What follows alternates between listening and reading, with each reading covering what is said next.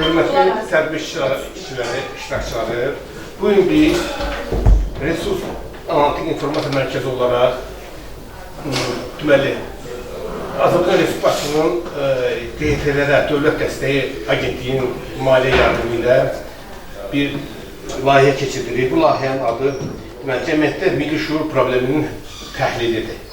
Bu əsasən bizim 44 günlük müharibə iştirakçısı əskərlərimizin, qazilərimizin, şəhidlərimizin, bu tərbiyə onların üzərində qoyulmalıdır. Mən istəyirəm ki, şəhidlərimizi bir dəqiqəlik sizdən yazmayayım.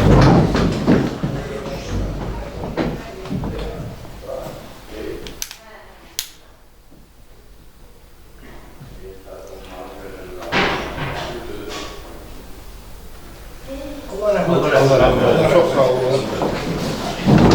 Mən sizdən bu mövzu haqqında bizə QT rəhbəri İlham müəllim iştirak edir. Xahiş edirik İlham müəllim öz sözünü çatdırsın. İlk öncə mən sizə təşəkkür edirəm ki, bu konu qismində də mən də bu tədbirə dəvət eləmişdim. Doğrudan da həm də Azərbaycan Respublikası Hökumət Təşkilatlarının Dövlət Dəstəyi Agentliyinə təşəkkür edirəm ki, bu dərəcədə aktual bir mövzunun dəstəkləyib və bu layihə gerçəkləşib və bu sizin iştirakını və bu tədbiri gerçəkləşib. Burada baxıram, şəhid analarımız burada iştirak edir, qazilərimiz burada iştirak edir. Yəni, torpaqlarımızın ərazi bütünlüyü uğrunda həqiqətən də fədakarlıq nümunəsi ortaya qoyan insanlarımız burada iştirak edir. Təbii ki, bura onlarla və yüzlərlə bir insan toplamaq olardı. Binlərlə insan toplamaq olardı. Sadəcə bizim əsas hədəfimiz o demək deyil ki, çoxluq qarşısında, binlərlə insanın qarşısında bir neçə nəfərlə də, onların nümayəndələri ilə də bu mövzunu 44 günü zəfər ilə bağlı fikir mübadiləsi aparsaq, bu elə bilirəm ki, yetərli olacaq. Bilirsiniz, tarixdə çox sadə dövlətlər xalqlar olub. Elə dövlətlər olub tarixdə ki, həqiqətən də zamanında bu dövlətlər, o imperiyalar dünyaya hükm edirlər. Yəni, biz, məsələn, Atropateniya, Roma imperiyası, Yunan imperiyası, yəni yüzlərlə imperiyalar var. Amma o imperiyaların xalqlarının mübarizə əhval-ruhiyyəsi yetərli olmuyor. Sadəcə sərkərdələr, o liderlər mübarizə aparırlar, digər əraziləri işğal edirlər. Bunun fonunda da bu xalqlar bu imkanlarını orada həyatıca bacarırlar. Amma sonraki mərhələdə bu dövlətdə o imperiyalar sübut edir. Çünki o xalqların mübarizə əhval-ruhiyyəsi çox aşağı olur. Amma şükür olsun Azərbaycan xalqına ki, dövlətimizə hürmətlər olmalıyıq ki, həqiqətən də biz bir xalq olaraq 1000 illərdir ki, həqiqətən də dövlətçiliğimizi qurmaq uğrunda mübarizə aparmışıq və 5000 ildir ki, bizim dövlətçilik tariximiz var. Bilirsiniz də, sonuncu dəfə 1918-20-ci illərdə Azərbaycan xalqı öz dövlətçiliyini qurdu, yaratdı. Düzdür, Bolşevik imperiyası gəldi və həm üçüncü uğralandı, amma yenə də bir xalq olaraq mübarizəmizdən, dövlətimizi qurmaq mübarizəmizdən əl çəkmək. Amma təəssüflər olsun ki, bilirsiniz ki, 1991-ci il Azərbaycan müstəqilliyi yenidən qazanıldı. Amma bir qədər sonra yenə də liderin olmaması səbəbindən, problemin yaşanması səbəbindən o dövlətimiz həqiqətən çox azmaqlarla bir vəziyyət üzləşdi. Hətta və hakimiyyət uğrunda savaş nəticə etibarilə bu dövlətin sıradan çıxmasını gətirib çağırmışdır. Bundan istifadə edək Ermənistan, bilirsiniz, Ermənistan bundan istifadə etdi. Xarici havadarlarını siyasi, hərbi, maliyyə dəstəkləyən Azərbaycan torpaqlarının az qala 20 faizini işğal eləmişdir. Biz bu işğal faktını qəbul etmədik. Biz bu işğal faktına razılaşmadıq. Bir vətəndaş olan 777-yə qədər hər birimiz bu torpaqlara sahib olmaq, erməni, yəni ki, terör hərbi başlarında bu torpaqdan çıxarılması burada mübarizəmizi davam etdirdik. Şükürlər olsun Allah'ımıza ki, Ulu Önderimiz Heydər Əliyevin əlaqə siyasi bağlısı, ölkə prezidenti İlham Əliyevin rəhbərliyi nəhayət 2020-ci il sentyabr 27 səhər əmr verdi. Torpaqlarımız işğaldan azad edilsin, hər bir Ermənistan işğalçı qonşuların torpaqlarımızdan çıxarılsın və ərazi bütövlüsü bölümünü təmin olacaq. Təsəvvür edin ki, hər birimiz o günlərin şahidi, canlı şahidi. Həmin gün səhər hər bir kəs evində əl çaldı. Diz çöküb Allaha dualar elətdi ki, nəhayət torpaqlarımızın işğaldan azad edilməsi üçün bir fürsət yaranır, imkan yaranır. Hamı hərbi komissarlıqların qarşısında toplaşdı. Sizin yadındadır, o dövrdə bir şəkildə insanlar müharibəyə getməyə can atırdı. Bir epizod var, ermənipərəst Salamyon var, Rusiyada, dövlət kanalı. O deyir ki, Ermənistanlar güya müharibəyə getmək istəyənlərə sayı çoxdur. Bir də kadr göstərin, kadr göstəriləndə məlum olur ki, orada Azərbaycan bayraqları. Müharibəyə getmək istəyənlər, daha da 10 minlərlə insan müharibəyə getmək istəyir. Həmin bu vətənə, torpağa bağlılığın nümunəsidir. Və vətənə bağlılıq Ulu Öndərimiz Heydər Əliyevin ən layıqlı varisi, ölkə prezidenti Cənab İlham Əliyevin ətrafında sırf birləşməyimiz nəhayət bu müharibənin, 30 illik müharibəni 44 günə tamamlandı. Və 2020-ci ilin noyabrın 8-də Şuşanın işğaldan azad edilməsi ilə Azərbaycan öz suverenliyini bərpa etmiş oldu. Və bununla da Ermənistan kapitülyasiya aktı imza attı. Diz çöktü, ay bayraq qaldı. Tarixdə, bax, müasir gəldi.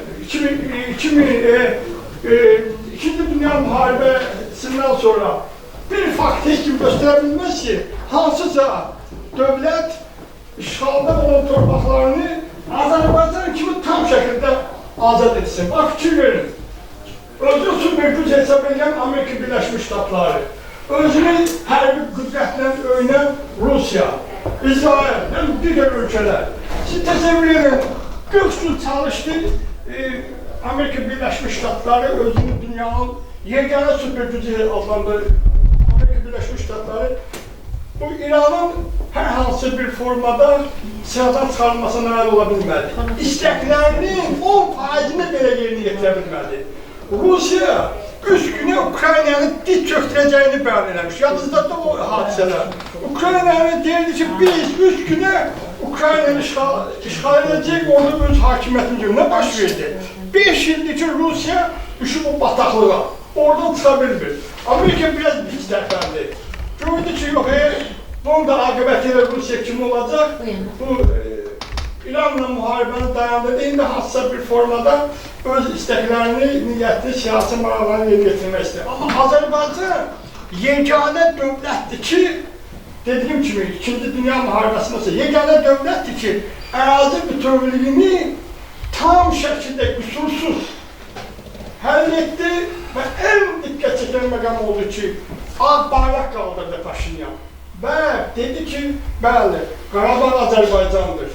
Biz Azərbaycan ərazi bütövlüyünü tanıyırıq. Bax, bu qürurverici anlar biz yaşadıq. Bu qürurverici anları bizi yaşatdıqlarına görə şəhid analarına, şəhidlərimizə minnətdarıq. Onların haqqı, mən şəxsən hər bir millətin nümayəndəsi olaraq ölənə qədər onun haqqı bizim boynumuzdadır. Onlar bizə şərəfimizi qaytarırlar. O şəhidlər bizim qürurumuzu qaytarırlar, mənliyimizi qaytarırlar.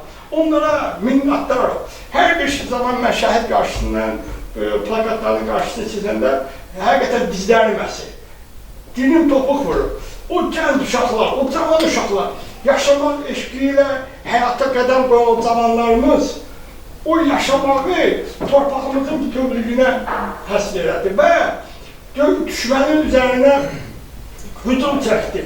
Uşaqlarımız oldu, cavanlarımız ki, əskərlərimiz, zabitlərimiz oldu ki, Əliyalın o qədər qəzəblidir ki, silahını atdı yerə, Əliyalın cümdə erməninin üzünə, o əskərin, o terrorçunun üzünə ki, onu əli ilə boğsun, öz qisasını, nifrətini o yolda alsın. Mən bir epizodu xatırlayıram. Yəqin ki, Daşaltı əməliyyatından bizim qazimiz var burada, o təsvirlər, 1-ci Qarabağ müharibəsi qazisi. Daşaltı əməliyyatında bilirik, 298 dənə bir şəhid verdik. Çox ürək ağrıcı, mənim orada qoç igidlərimiz şəhid oldu 1-ci Qarabağ müharibəsi. Mən qulaq astım o müharibə iştirakçılarına, onların bir xatirəsi o qədər məni qürurlandı. Deyir ki, bizim generalımız Tehran Mənsimov, Biz de hücum edildik Şuşaya doğru, Daşaltı əməliyyatı hazırlar. Daşaltı əməliyyatının zamanı İkinci Qarabağ müharibəsi, 44 Vətən müharibəsində ermənilər hər silahlarla bizi Daşaltı əməliyyatı zamanı atırlar bizə. Sonra deyir, mən dedim aralar, görəsən bizim əskər zabitlərimizin vəziyyəti nedir? Soruşdum, sağdı mı? Kim sağdı? Baxdım ki, hamı sağdı. Təsəvvür edirsiniz, birinci Qarabağ müharibəsində 298 şəhid verdik. Amma bu dəfə 44 günlük Vətən müharibəsində bir şəhid biz vermədik, bir əskərimizin burnu qalamadı. Bu nəyin göstəricisidir?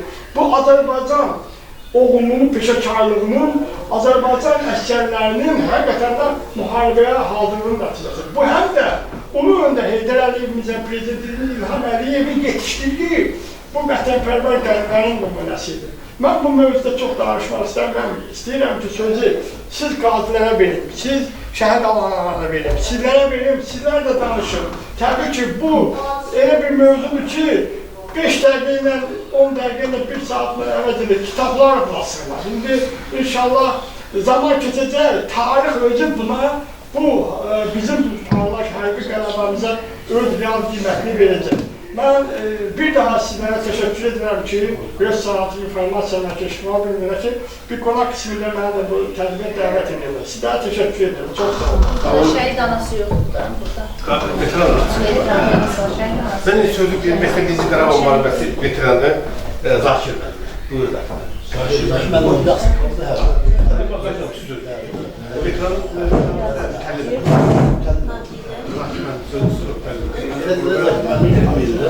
bu teşkilatın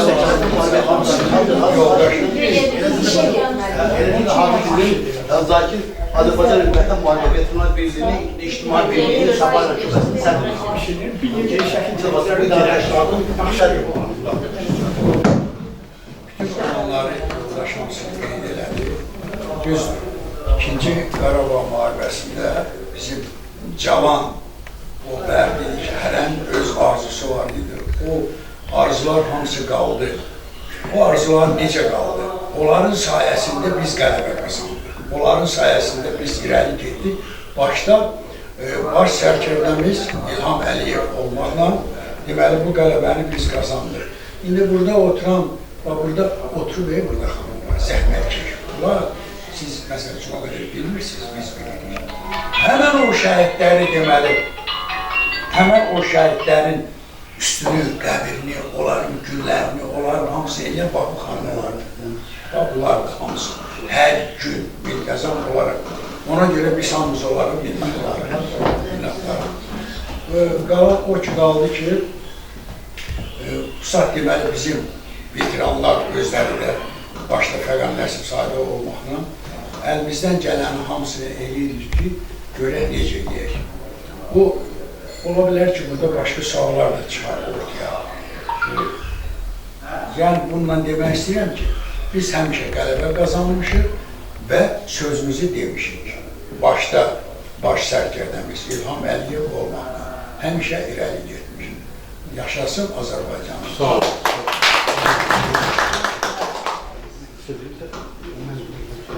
Sözü verirəm Sərraf müəllimdən, buyurun Sərraf müəllim. Özü təqdim edin. Əfqanistan və Qarabağ müharibəsinin nəticədəki bu 2020-ci ildə baş vermiş Vətən müharibəsi iştirakçı. Azərbaycan Respublikası Beynəlmiləli Əlverişlər Fondunun prezidenti Sərraf Orucov. Mən sizə bir qısaca məlumat vermək bu barədə geniş inşallah kitablar, dastanlar yazılacaq, inşallah bu barədə filmlər çəkilib, yenə çəkiləcək. Sadəcə olaraq bu mövzu çox gözəl mövzudur. 44 günlük Vətən müharibəsində qazanılmış qələbənin əsl mahiyyətini cəmiyyətə çatdırmaq, insanlara, vətənə, dövlətə bağlı ruhunun təkmilləşməsində yardımcı olmaq. Əzizlər, bu Vətən müharibəsinin zəfəri bizə baş edən Ali Başkomandanımızın 27-sində xalqa müraciət etdiyi çıxışı oldu. O sağ olsun bizim qədri bilən, qiymətli xalqımız da buna Cənab Ali Başkomandanın çağırışına səs verərək iqtidarlı müxalifətli üskülləri, küntümüksləri qoydular kənara, bir oldular. Bir yumruq kimi bir oldular. Hamısı birbaşa mən də onların içərisində, bizim Hacı Zakir Mütəllim müəllim də onların içərisində olaraq İlham müəllim özü də bankomatların qapısında üst tutdular. Təsəvvür ki, mən 68 təvəllüdə mənim 58 yaşım var idi. 27'si mənim çıxışlarım var, saytlarda var. 27'sində biz təşkilat olaraq yığışdıq 127 nəfər. O vaxtda yığışmaq mümkün deyildi, koronavirus dövrü idi, 50 nəfərdən artıq yığışa bilməzdilər. Amma biz qanunu pozduq, yaxışdıq, getdik. Dedik ki, bizə baxmırıq, birbaşa. Qanun pozaraq yığışdıq, bəyanat verdik, şəkillərimiz var, tarix var, video var. Biz Ali Başkomandan səs verdik.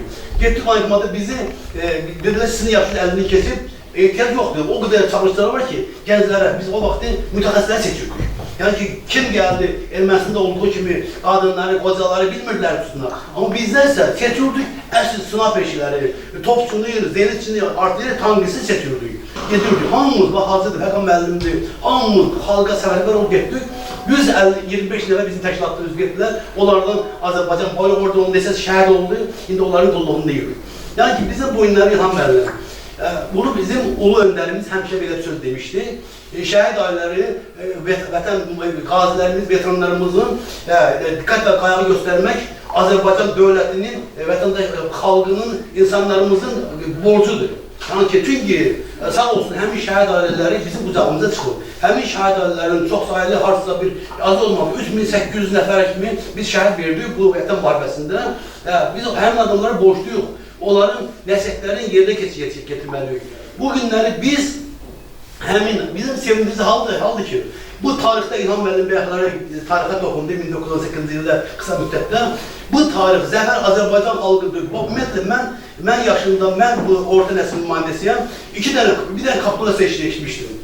Böyük Vətən müharibəsində Alman faşizmi, hansı ki 3-4 dənə böyük dövlət o boyda imperiyanın qarşısına onun kapitulası al bayrağından. İkinci kapitulası Azərbaycan dövlətinin nəsib oldu. Mən sevinirəm ki, biz sevinməliyik ki, bu tarixi bir canlı iştirakçı oldu. Canlı iştirakçı oldu. Belə gördünüz, gələcək insan danışaq eləyirsiniz. Amma bu günləri qələbənin, vətən müharibəsinin qələbəsinin xalqın birliyi oldu, ruhu oldu, vətən bərri oldu. İndi bu gün biz baxırıq, efirlərdə, həftlərdə biz yığışmışıq ki, onların nöqsanların qarşısına alaq. Dəfələrlə bizim Ali Başkomandanımız, dəfələrlə məmurların qarşısında veteran şəhid arasında diqqət və borcundur. Məmur onları öz anası kimi qəbul etməlidir. Biz bunun təbliğatçıları, biz bunun icraçıları yox. Hər bir dəfədə gedirik, çıxış edirik temizliyə, ev qəzeti yaptılar. Biz bugündən görürük ki, qazi, bəyəklər düzgün elədi, şəhid elədi, veteran anasıdır. Əzizim, mən də veteranam, bəli. İndi bəzi idarədə dırnaq arası məmurlar sayəsində öz qohumları, bacı oğlayıqları xaricdə et, gəlib indi bugün qoyur, amma veteranlar qalıb özünə haqsızdır, amma veteran həmişə qururlu olur. Veteran heç vaxt bəziləri çıxır, elə həmin o YouTube'da olan şeylər qaraçıqla indir. Bəziləri gedir, köşk alıb, ev alıb, maşın alıb, yandırıb, gəlib təzədən bu rayonuna çıxıb gedir kənarda. Elə amma əsl qururlu veteranlar mənim kimi, Hacı kimi, oturub önündə, ablı həyalı, veteran daston olmalı, veteran özü siqan yeri qoymamalı, biz siqan deyilik. Biz müharibə edirəm, biz gələcək nəslinin necə də nümunəsiyik. Biz yenə deyirəm, biz çalışırıq, bəli, buna çox gəldilər. Hacı Allah'ın olsun, dəfələrdən ən çox işsizlik problemləri. Veteranlarımızın bu günləri çoxsa işsizdir. İndi müalicədir, nədir? Elə də veteranlarımız var, bu günləri müalicə mərkəzlərində gedirlər ki, elə valideyn var ki, bir ki, oğlum gecə durur, anasını baltarmaq istəyir. Çünki o psixoloji artıq o müharibədə keçdiyi şeydir. İndi biz gəlirik. Yenə deyirəm mən, görsən dünyada nələr baş verir? Biz tam arxanın müharibələr bitdi. Xeyr, Ermənistanın bəzi dağıcı insanlar düzdür, bu iki dövlətli iqtidarı başa düşüb, ağlı, xalqla, mirlə, sülh yolundan bu dağ saxlamasıdır. Amma bəzi dağıcı qüvvələr istəyirlər ki, nə vaxtda tutqunanacaq, qaytarılıq. İndi elə deməm ki, 2020-ci ildə xalqın birliyi sınmasın, həmin ruh əvvəlki yerində qalsın. O ruhu sındıran qarşı biz sinəmiz verəcək ki, həmin ruhu sındırmasın, əzizlər. Bu təşkilat da onun xidmətindədir. Həmin gördüyünüz bu təşkilatı bizim Ali Başkomandanımız təmin edir ki, verib bizim sərəncamımızı ki, bax, gözəl, buz təmanasız xidmətindir. Herhalde bəziləri gəlmişsiniz, görmüşsünüz, hər vaxtı qulluğuzluyuq. İlham müəllim, mən də bu layihənin rəhbərinə, bu layihənin yəni sağ olsun, bu təşkilat hər vaxtı biz veteranlara özlərinin saytları, qəzetləri var, ofisləri var, orada quzaq hər vaxtda. Gələndə veteranımızın bazı bəxt dediyi kimi, bəzi işsizlik problemi, İlham müəllim, xahiş edirəm bir jurnalist kimi veteranlara işsizlik problemi, ən çox ağırlıqlar işsizlik problemidir. İş yox, ehtiyac olmayacaq, bildim, xahiş edirəm bu mövzunun ağırdır, ardında açıqlıyız, çatdırırız, milli məsələli görüşləriniz olur. Deputatlarımız da əksəriyyət sizi çox istəyir, mən sizi tanıdığım için deyirəm. Müəllim sizin özünüzdür. Hamısı görəndə aralığından gəlir ki, gözəl qardaşımız, hamısı veteran gələndə koridorun başından qarşılayır. Elə bir doğma qardaşı kimi. Bacı, bu elə bir adamlar deyirlər. Bu hər biri bizim ulu öndərimizin, Azərbaycanda ilk carçı orqanın səs gəlisi, bizim ulu öndərimizin həss etdiyi səs gəlisinin qulluqçulardır, xidmətçilərdir. İlham müəllim, mən də bu layihəni icraatı üçün Azərbaycan Respublikasının qeyri-dövlət təşkilatlarına, dövlət agentliklərə təşəkkür edəcək bu təşkilatın özünə rəhbəri etdiyi, hətta Bəhlul müəllimi də dəstək verdiyi üçün təşəkkür edirəm, salam da çatdırasınız. Biz də bu layihədə, yerlərdə nə lazım olsa, biz nə var əzlər. Biz burada tutarıq. Biz bu məsələni ictimailəşdiririk. Yəni ki, nətər, yəni ki, elə bir qoyun kütləyə göstərir ki, problemlər budur. Bunun həllinə necə elə ki, vətənpərvərlik olmasın, birliyimiz yenə yaşasın. Analarımız var. Hadi deyil.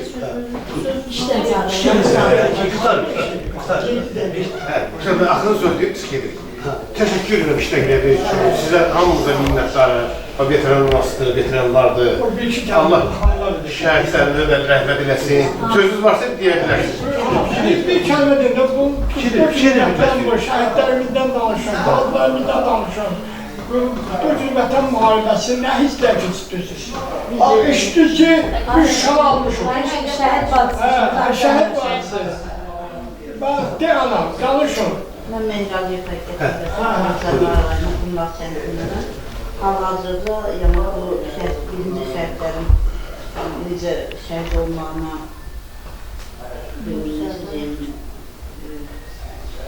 görülmüşəm. Yəni ki, hal-hazırda olmasa yaşayıcılığında hətta ki, bizə orada qalanda Şuşa qaçqınları oldu bizə. Vaxtı, bu vaxtı, baxın zonlara hələ biz kökməmişsin qabaq. Bizim zonada onlar bizim kəndə gəlmişik. Hal-hazırda bizim kəndə yaşayırdıq. Biz İranla sərhədçiyik.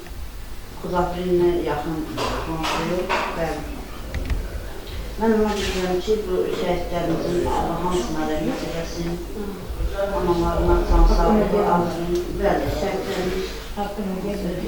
Çünki bizim hamımız şəhiddir, torpaqlarımızın şəhiddir. Onlara, analarına, başlarına səbir versin. Hal-hazırda torpaqlarımız düzə alınıb, bəzi kətlərimizə tikinti yoxdur, bəzilərində var. Allah bizlərə nəsib eləsin ki, bizə gedək bu kəndimizi görək, şəhidlərimizin izləri qalıb orada. Bizim kökümüzdə Cəbrəli Əfəndilər kəndi var, Seyidlər kəndi var, oradan. Allah, tanıyıram hamısın. Hal-hazırda indi düzü, ermənilər orada çox dəvələrimizi dağıtır. Bizim kəndi yerlə yetirir. İşlərimiz çoxdur. Mən də istəyərdim ki, bir köməkçi kimi mənə köməkli eləyərdiniz. Mənim anam gəlib tapa bilmirəm, köməkli eləsin, ola bilər ekspertindən, ya nəyinəsə. Mənim anamın qəbrini orada mən tapam. Atam da oradadır, hamısı yerindədir, sınırsız ataq olub, orayı. Geçmişsiniz, Getmişəm, 3 dəfə getmişəm. Hal-hazırda yaxşılarımız da yoxdur ki, deyək ki, bu qəbir sənin anan qəbirdir. Yəni, bizim balada anam cavan ölüb. Allah cəmil ömrümüzə rəhmət eləsin, qalanlarımıza can sağlığı versin. Şəhidlərimizə də Allah rəhmət eləsin. Qəbirlərimiz ondan da olsun. Mən istəyərdim ki, belə təşkilatlarımız olduğu üçün mənə bir müzəciyimdə köməkli edəsin ki, mən hal-hazırda mən o anamın qəbrini tapımda. Bugün ki, mənim anamın qəbri buradadır, mən onun məzarını gizləyib götürəbilirim. Hansı kəndi sizə? Hakkımızda olan nümayəndəliyi yoxdur. Qulaq. Adı familiyası neydi?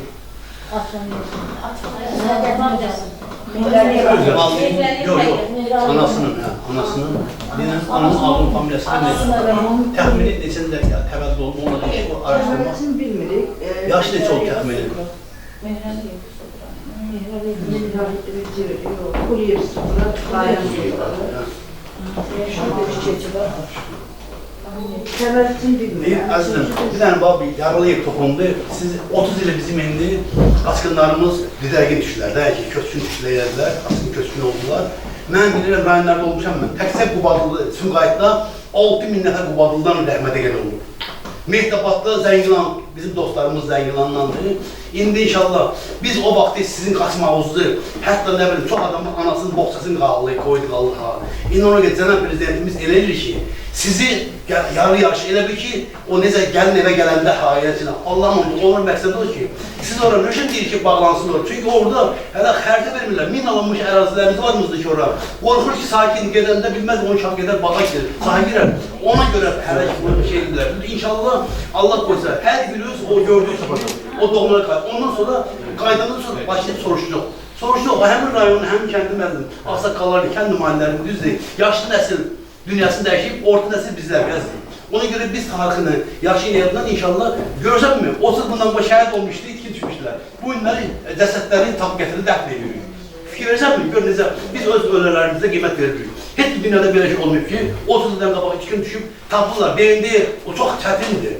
Görsən bu şey bizim Qazaxıstanla obursunun təyyarədə qəza olurlar. Araşdırdım ama bunu araşdırdım. Teşekkür ederim. Çok sağ olun.